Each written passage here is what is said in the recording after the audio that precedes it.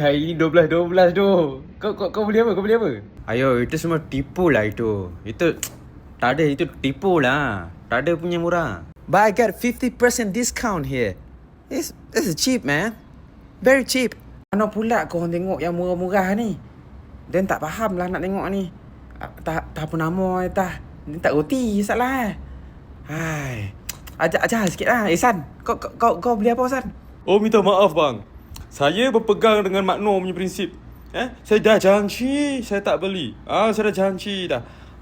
Saya beli makanan je. Makanan tu kan keperluan asas. San lah. Itu beli air pun tak boleh tahu. Mana sudah besar, saya sudah janji punya.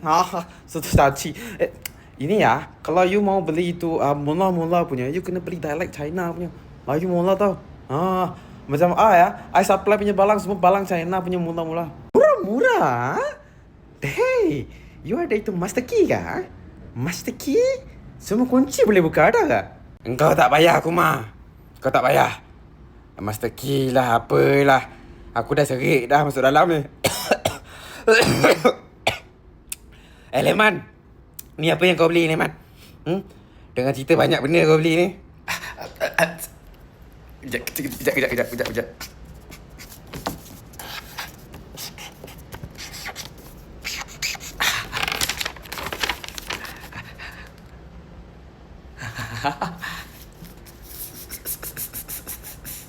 Saya punya. Kat sini tengok. Lama Leman. Leman. Dah upgrade dah Leman sekarang. Tak nak bercakap dia tulis macam tu. Baik Leman. Macam ni betul Leman. Nak tunggu kau cakap ni satu-satu ni letih kan.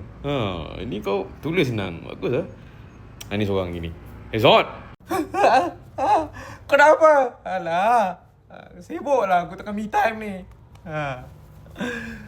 Hai, kau ni lah. Apa yang kau nak?